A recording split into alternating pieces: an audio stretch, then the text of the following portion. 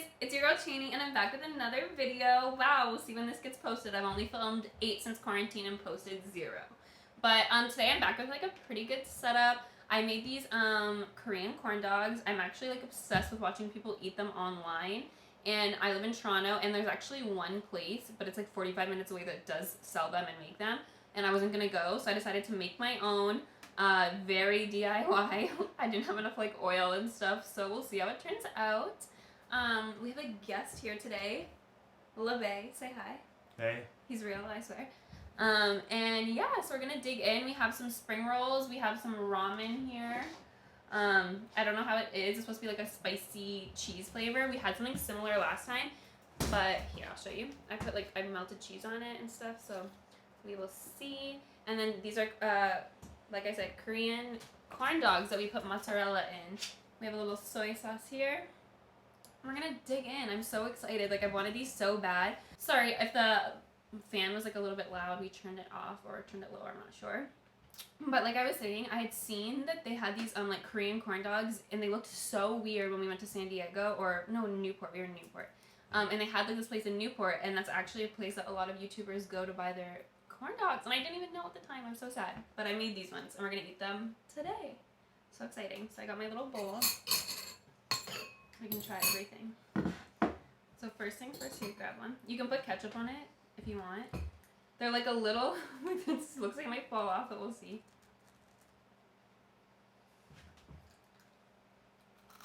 Alright.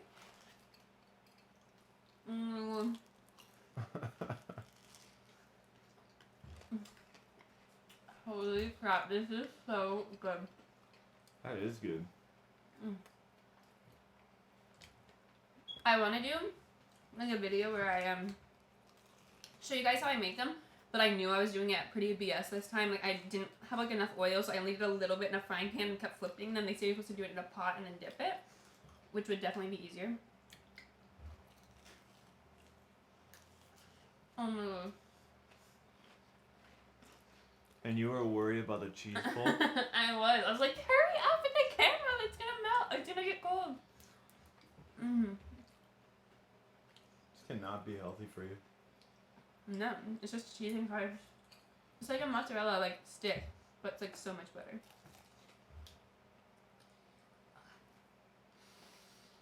Okay, I'm gonna try some of the ramen. I wish I had chopsticks. Oh, sorry, I'm moving the chair a lot. I know it's loud. I wish I had chopsticks, but I don't have any, so I'm eating ramen with a fork. Oh, it's a little cold, but it's okay. It's pretty spicy smelling. But it smells good. It smells like garlicky. Sometimes I find ramen just smells like hot and like spicy and salt. This actually has like some flavor.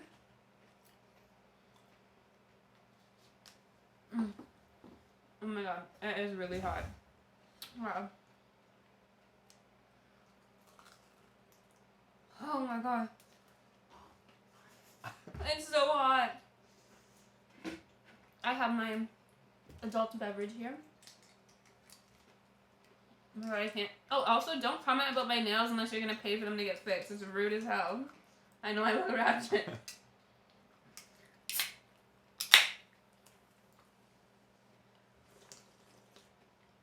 Wow, that ramen is kind of spicy. Like, it's good, but it is like, it's like a kind of spicy that makes you like cough a little. People watching this who eat like spicy ramen are probably like, I tried that one. It's not spicy at all. Each their own. So I actually do have a little story to tell you. Not really like a full story or anything, but it's this interesting case that I've been seeing online. First, I need to try this though. This is just soy sauce. Why not? If you can't tell, I'm obviously recreating Stephanie Sue's like little setup with like the setup being her boyfriend and everything, which I love. So I said it in the other video too, but just in case you didn't. But so there's this girl. I should get her name. This is actually like a Vanessa Guillen. It's not. I can't pronounce anything right. I'm really sorry if I'm not pronouncing this right. Vanessa Guillen is her name, and this girl actually went missing like recently. Like, I think it was like April 22nd was the last day that she was that she had been seen. She was in high school. She grew up in Texas. She's Spanish descent. And when she was in high school, she graduated top of her class. Right when she graduated school, she knew that she was going to want to go into the army or into the military. And so she immediately, after graduation, she went into the army. And she loved it. She was like prospering. She freaking loved it.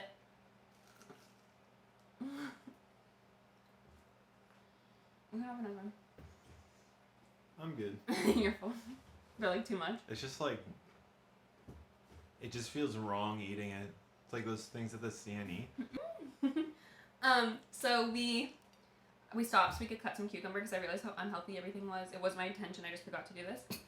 But like I was saying, so Vanessa was top of her class, super smart, super athletic, super close with her family. It was a very close family. They would talk on a regular basis. Even when she was in the army, they would talk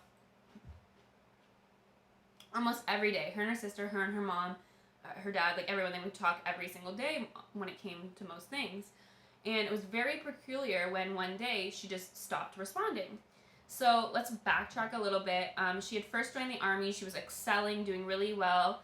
She really loved the life, and she really respected the chain of command when it came to the army and to the military, and she just respected the whole institute, and she really enjoyed being part of the military. And she decided that when the opportunity came, she was going to transfer bases, because normally when you get first in the army, when you get stationed, it's not at the closest base to your home. At least that's from my understanding. I don't live in the States, I'm not 100% sure, but that's what I read online, that you don't normally get placed where you're from. So when it came back that she was actually able to be placed at a military base that was in her home state, she took the opportunity. She ended up going to the Fort Worth military base, and she started her career there. And that was only a few, I think it was 45 minutes or something from her hometown, so it was easy for her to see her family all the time. So when she started at this base, she noticed, her family and friends noticed that she was not really herself as much. She's a very outgoing, bubbly person, and she wasn't herself. So that's why when she went missing, her family instantly knew that there was some foul play, something involved. Because she was really close with her family. She had a boyfriend that she was, like, they were really good, really good together. Very healthy, good relationship from what it seems from her family's accounts, her accounts, and the police reports and the investigation that they've done. It was a healthy, good relationship, so he wasn't a suspect or anything in her disappearance. So let's fast forward to April 22nd. On April 22nd, she was supposed to be working her shift at the base. And she was going to be working in the armory room, which is where they keep all the weapons and things like that. And that's where her job was for the day, was to be at the armory. So it was very peculiar when her sister started sending her text messages, and none of them were even being delivered. So she called her attendants. I'm not sure exactly the term, but it was basically the military member who was in charge of making sure that all of the military persons were in the base at a certain time, that they had to make attendance, that sort of thing. So it was the attendance manager, I'm going to say. I know it's not the correct term, but maybe the attendance sergeant or something like that.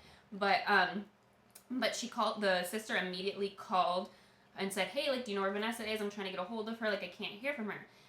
The attendance sergeant, oh my god, I hate that I'm saying this because I know it's wrong, but we'll just say the attendance person. The attendance person basically said, we haven't heard from her since 2 p.m. today. That's when she was, like, last seen, but she should be on the base by 10 p.m. tonight because we have curfew. Again, this is April 22nd, 2020. Like, this is recent. So this was in the midst of coronavirus. There was lots of things going on. There was protocol in the base that specifically said that the military personnel had to be there at a certain time, had to be back at a certain time, and they had to check in. They have jobs to do. This is, like, very strict. When you think of a military base, it's exactly what you think of. I feel like it's strict. They're very by the book. It's all on record kind of thing. So she was supposed to be back by 10 p.m. that night, and when she wasn't back by 10 p.m. that night, her family went into a full-blown panic, as anyone would when you know the actions and kind of like how your family member would be, and you know that this is unlike them. So when they did some research, they found out that all of her belongings were actually left in the armory room. She was last seen at 2 p.m. in the parking lot outside the armory room. And her wallet, her key card to the base, the key card to her room, everything was in this armory. So To the outsider and to me, it looks like she would be going back. All intentions, wherever she went, when she got back to the armory room, she was going to be going back to her room. So her family is looking, what? You're my little cough. But here, let me take a bite. Let's pause so I can eat for a second. The story. We'll pause. Another one. Oh, another one. It's so good. Did you just toss something on the ground? Oh no, it's right here.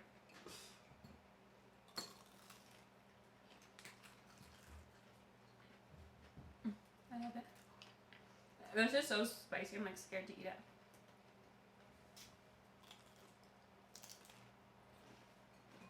Put a little in my bowl. The soy sauce? Not yet. Okay, that's more than enough. I can't get it off. Okay. So at this point, her family is in a full-blown panic. They don't know what's going on, and they immediately contact authorities. They contact everyone on the base, the proper officials, to get involved to start looking for her. So like I mentioned, this is very recent during coronavirus, like at its worst, I would say. And there was a lot of procedures that have been put in place at this base to keep everyone safe from the coronavirus. So this base normally had 4 entrances. By the way, this... Was it hot? Oh my god. Spicy, right? Here. You just ate the noodles. They are really spicy. Here, I'll have one more bite. Get that. They are so spicy. I even put... I thought you were like bigging it up. Like it's... It like makes you cough a little. How's that enjoyable? I don't know.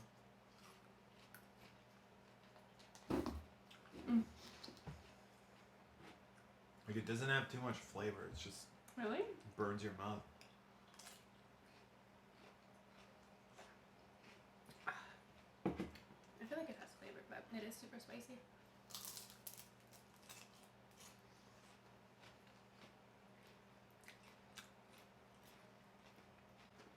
So...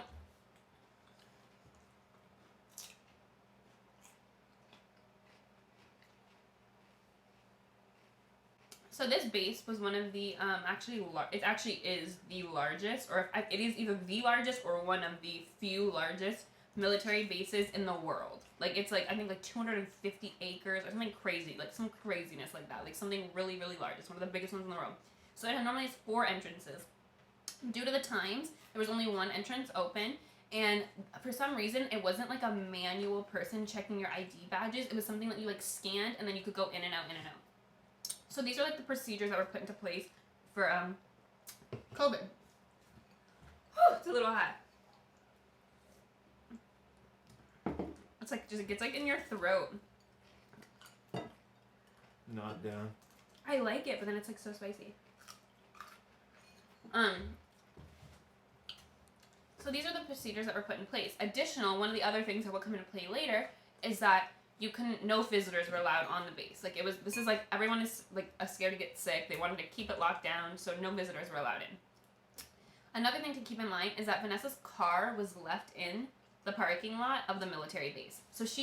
So immediately when they call the police, the family's immediately thinking, this is a 20-something adult female. Like, she can come and go as she pleases. She doesn't have to report to her family. Like, she's a runaway. That's what they automatically think when most adults just go missing without foul play. Evidence immediately. So they immediately think that like she just went off on herself. That's like the first thing that they tell the family. So spicy. And she was like, and that's the first thing. And her family immediately said, absolutely not. She had many plans for her future. And also the fact is that she didn't have a car. How would she leave this military base in Texas that's surrounded by like rural area? She couldn't just leave on foot. It's not a thing. She didn't have her wallet with her, so no ID, no money, no credit cards, no debit cards. Nothing was missing from her wallet that she left in the armory room. And then her passcode for the base and her pass card for the room. All of these things were still at the base. The only thing they couldn't find was her cell phone.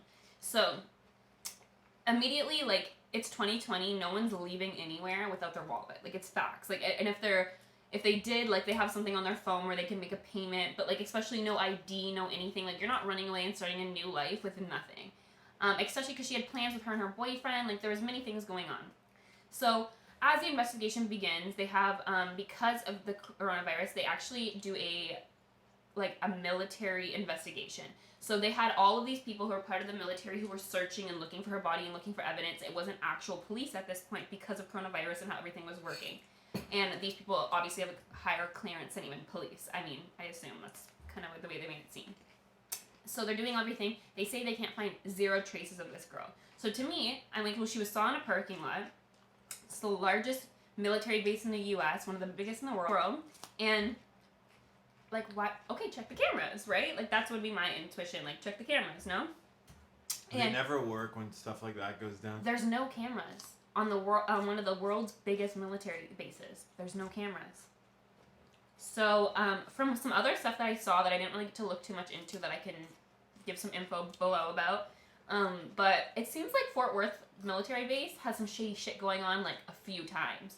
Like, more than one person has gone missing while in this military base. So, it seems very strange that there's no cameras, no anything. It's a lot. So once the police are further involved, her mom discloses that no, she wouldn't have ran away, but she has been acting different since she's been at this military base. She's not really go-lucky, outgoing person. And she's been acting different. And she told me that she hoped that in the future she could tell me what was going on. But right now she felt she couldn't tell me. And this was a few months, oh my gosh. And this was a few months before her disappearance. That she told her mom that there was an issue that was bothering her and she wished that she could tell her soon. And that was a few months before her disappearance. And then about 3 weeks before her disappearance, she told her mom that she was being sexually harassed by one of the sergeants on the base. And that she couldn't say the name because she was scared for herself and her family's life. Because of this person. This is a superior to her. Like I said in the beginning of the video, she's someone who respects the chain of command in the military. And so she felt uncomfortable, and her mom was really upset. Her mom wanted her to tell her, and she was not telling her mom what was going on specifically, and that was all she knew. And she was just hoping that it could get better moving forward. So immediately, her mom is thinking something happened with this, like, a predator who was sexually harassing her, and the police started to investigate this. They couldn't really find any hard cold proof. But as we're all aware, there's, like, so much sexual harassment and sexual assault involved in the military and in the army and things like that, unfortunately, and a lot of it doesn't get brought up because of the chain of command. I guess it's, like, more risky for a woman to join the army because, like, as much as there's actual physical dangers about your job, you also have the physical dangers about being in a secluded place where you almost have this chain of command that feels like it's everything. You live there, you work there, there's people you see. It's a lot. It can be a lot. And if someone is sexually harassing you, it can be a lot for you to say something because it might get swept under the rug. We know how these things go. So they start some investigating. They don't find any information regarding her sexual harasser, and they do start to get some call-ins though about people reporting that there was like this woman and this man who would drive around in the area around the base and all through like these areas of Texas, and they were I think it's called the Assembly of Prayer Church, and they would go around and they would ask people like to be a part of their Assembly of Prayer Church. Come with us, come to a service, to a late service. We'll bring you, like, come be a part of it. And it is said that this Assembly of Prayer is a cult. That the one girl who really covered this case already, she said she looked into it and she couldn't see anything that was relating. If you hear jumping around, my cat is doing acrobats. It's really great. But she said that she couldn't find anything that directly linked this cult group to, like, sex trafficking or anything like that, which you might think initially when they kidnap girls or things like that. But they would basically be driving around in a minivan all around this area, this rural area, asking people, going to condos. Like, there's literally even claims of people in Texas saying they would show up on your doorstep day after day after day after day trying to get you to be part of this Assembly of Prayer Church. And it was actually a cult. So some people think that, like, maybe she got picked up by one of them, and then who knows what happened. So that's one of the theories for her disappearance, is that this Assembly of Prayer Church, which is a church that is all over the United States, it's a few locations all over the United States, and they all have cult reviews, basically. Everyone who's been associated, who's been approached, gets super cult vibes. So that was one of the things.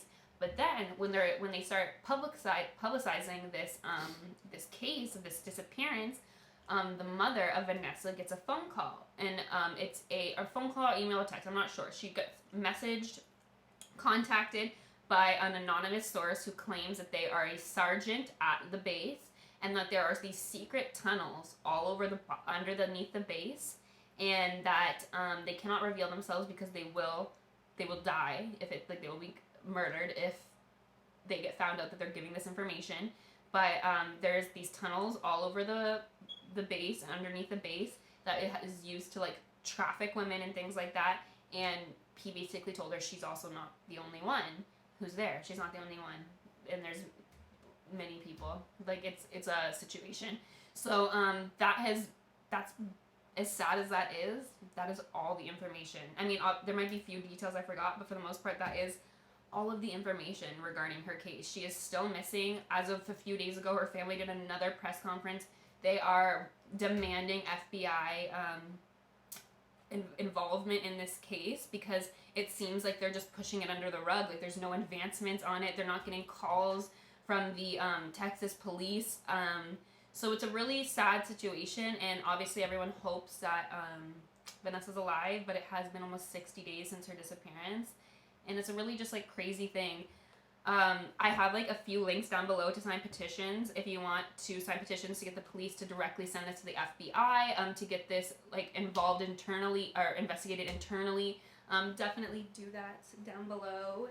And yeah, I guess that's it. How do you feel about that story? That's it's like, crazy. Like she. But it shows you, like, if you watch that Weinstein documentary that was out recently, it's like The Epstein? Oh yeah, not Weinstein, yeah. Epstein. Mm-hmm. That documentary shows you like the FBI is even scared of these people with certain money. powers. Like, so that's not hard to believe at all that it's being avoided. It's it honestly is crazy. Here, I know it's so crazy, but I'm gonna put a little bit of these hot noodles right here. Oh my God, you're disgusting. Okay. I made one more pack of noodles, but they didn't turn out well, so I tossed them.